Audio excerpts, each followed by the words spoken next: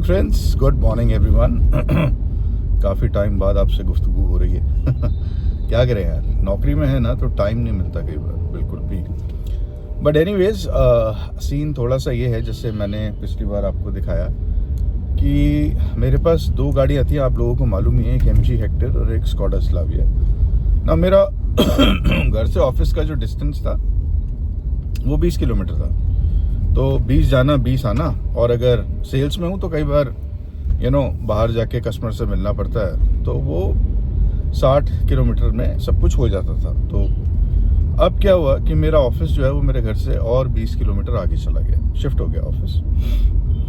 तो अब सीन ये है कि मेरा वन वे जो है वो 45 किलोमीटर है, यानी आप लेके चलिए कि 90 किलोमीटर तो सिर्फ आना जाना है। प्लस उसके बाद अगर मैं आगे निकलता हूँ तो 110 किलोमीटर के आसपास is what I have to travel daily. MG Hector हम सब जानते हैं, इट्स अ वंडरफुल SUV, लेकिन माइलेज जो है उसकी वो 6 से 7 की ही है। और मुश्किल हो गया साहब उसको चलाना, बिकॉज ऑलमोस्ट दिन का 9 लीटर पेट्रोल। अगर मैं 100 किलोमीटर रोज चलता हूँ तो आप ले लीजिए 7 की माइलेज है, 6 या 7 की।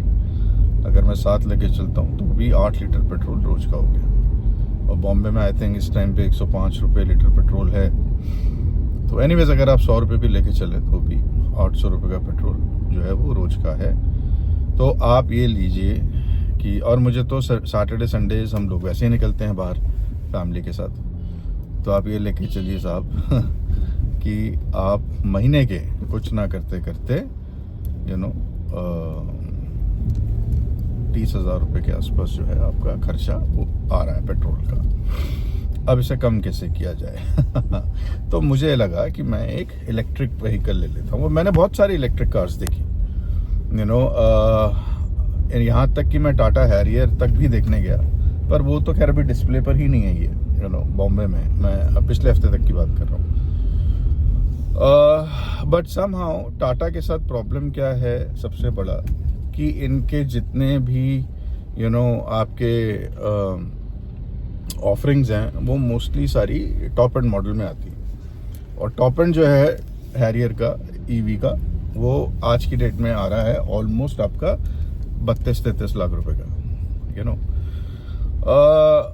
मैंने आपकी वेंस्टर देखी, MG वेंस्टर, क्योंकि मैंने MG हेक्टर उन्हीं को वापस करी। तो मुझे अच्छी लगी गाड़ी, स्पेशियस है। और दो वेरिएंट्स हैं बैटरी के, एक आपका 52 किलोवाट और एक आपका 43 किलोवाट। नाउ एक में 350 है, एक में 450 किलोमीटर की रेंज देती है वो। तो मुझे अच्छी लगी, बट फिर समहाउ थोड़ा सा लुक को लेके है मेरी फैमिली में, खास तौर से मेरे बेटे को कुछ खास पसंद नहीं आई। तो अभी भी हम कंटेम्पलेट कर रहे हैं कि वेंस्टर ले ना ले। But in the mean time we also went to Hyundai और हमने क्रेटा देखी। अब साहब क्रेटा तो अल्टीमेट है, मेरे पास पहले भी थी पेट्रोल, जबकि मेरे पास तो सबसे पुराना वर्जन था। But Creta electric is awesome, no doubt about it. और वो भी दो वेरिएंट्स में आ रही है, दो बैटरी पैक्स हैं उसके, 54 एंड 44। 54 में आई थिंक वो 480 किलोमीटर चल रही है। तो मैंने अभी क्रेटा जो है उसको भी बुक कर लिया है। अब थोड़ा सा घर के अंदर कश्मकश चल रही है साहब की गाड़ी कौन सी लेनी है। तो let's see, I think I will go with Hyundai Creta, जो मैं समझ पा रहा हूँ।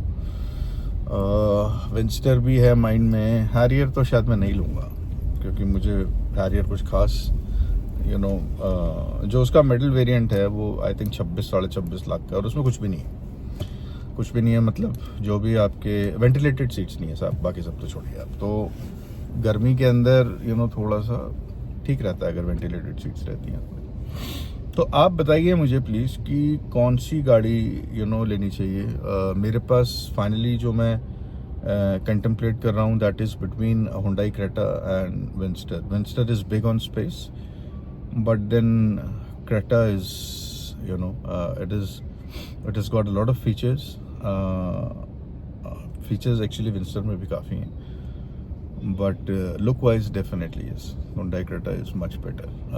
5 लाख का फ़र्क है दोनों में, क्रेटा महंगी है आपकी, बट उसका बैटरी जो स्ट्रेंथ है वो भी ज़्यादा है, उसका पिकअप बेटर है, एंड ऑब्वियसली पावर भी क्रेटा में ज़्यादा है। तो साहब ये आप मुझे सोच के बताइए, प्लीज़ हेल्प मी आउट। मैं आप लोगों के पास हेल्प के लिए आया हूँ, जस्ट लेट मी नो।